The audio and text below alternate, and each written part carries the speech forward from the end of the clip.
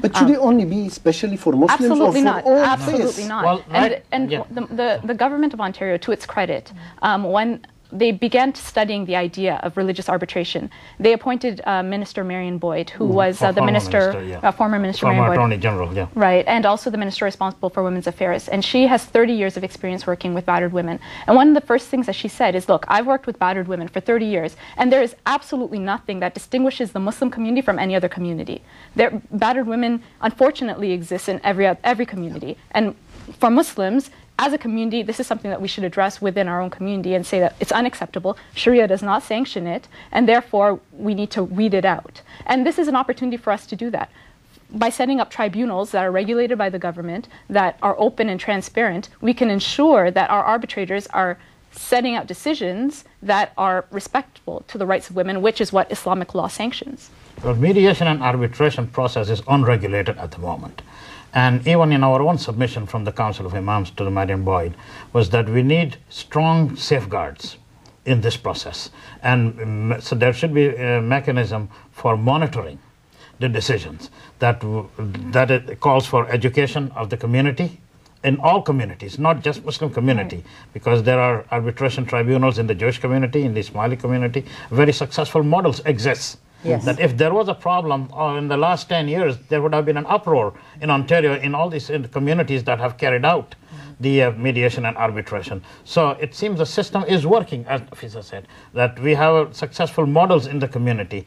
Why Muslims cannot apply this model in their own community to solve the problems within the context of the justice system here? We cannot go outside the boundaries of the existing justice system. Now, restorative justice is another area that is now quite prevalent in many states in the United States, and here in Ontario, at some smaller level, it is practiced. Maybe you can explain to us what does it mean? Restorative justice is community tribunals solving a lot of problems. If, for example, there is a problem between two neighbors, rather than coming to the court, the tribunals in that area, in that community, like say Rexdale community here, or Etobicoke community, or wherever Scarborough, that the community appoints arbitration panels, and they solve their problems and that they don't even have to go to any lawyer or anything like that.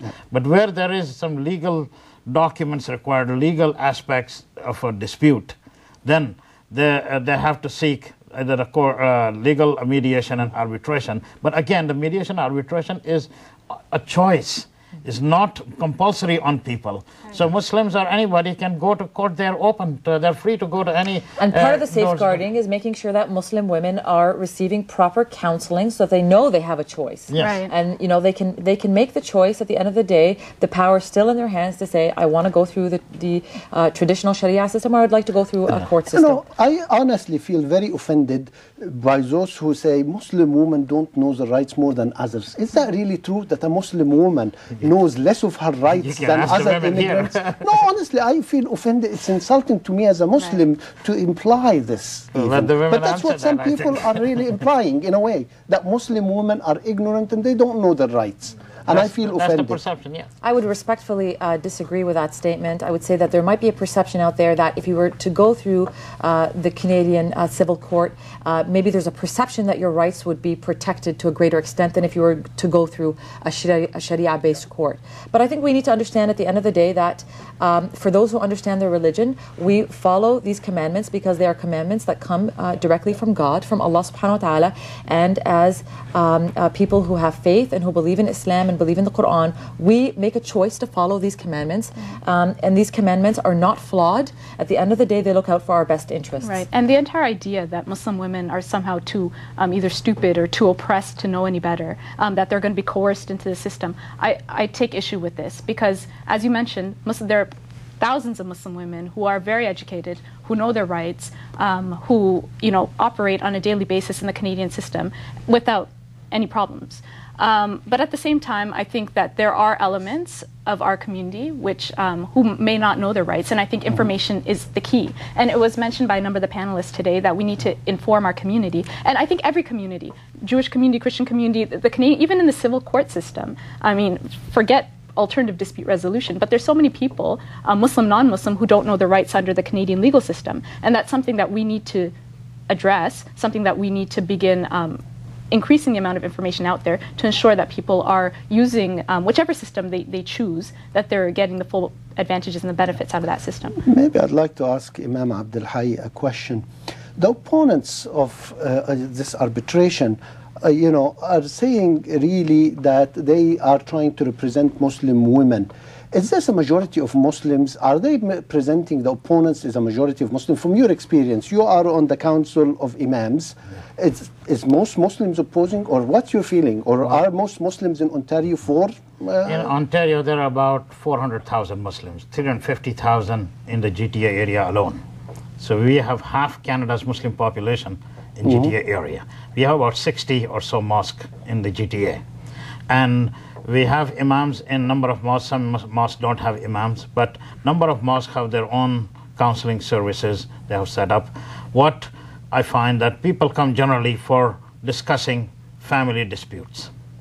Family disputes means if there is a problem, marital problems, or with children, it says my child is not listening or needs counseling, or how do we sort of solve the problem over here in our family when we can't live in one apartment or one house, or some property dispute sometimes. Same disputes we see in other faiths. Exactly. The Muslims are not different from any other human being. And but the perception exists that women are deprived, not given the justice. Bring me one case. Like in 35 years, 36 years almost coming, I have lived in this country. I'm yet to find somebody saying that, hey, I have been denied justice, because they know where to go for justice. It is just simply asking advice, which is not necessarily that binding on them, and they have a choice to go to any court, which they have gone for, and the opponents saying that, oh yes, Islamic code of inheritance deprives women. Well, a large majority, they contest the will. Yeah. If there is a choice here in court that if the women and the spouse is entitled to 50% of the assets, and even though regardless of what will exists, they have gone to court to claim their share, and that is happening all the time. So I don't see anyone. If, on the other hand, a Muslim woman chooses just to stay with her share, it says, okay, as a Muslim woman, I accept what is given to me according to the will of my husband, then it's not it's her choice.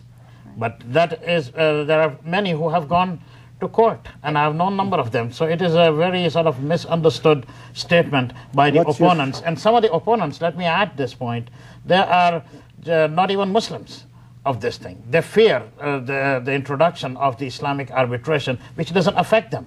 But because of the prevailing Islamophobia since 9/11 in the world, especially in North America, these people have jumped on the bandwagon to bash Muslim community and Islam. Well, quite frankly, I must say very boldly this statement. There are definitely vulnerable members in our society. The solution is not to say, well, we just won't introduce Sharia-based courts because there are vulnerable women who might fall prey to it. That's not the solution. We're not addressing the cause of the problem. If this is the problem, we need to go in and help these communities. We need to help these women who are in difficult situations.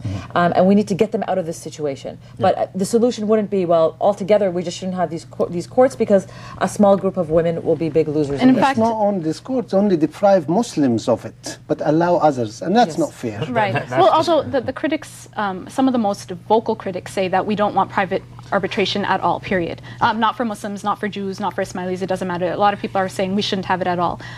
One thing that Marion Boyd mentioned in her report, or after her report, when asked, why is it that you think that we should allow these private arbitrations to go ahead, was that to not allow it would set family law back by 30 years.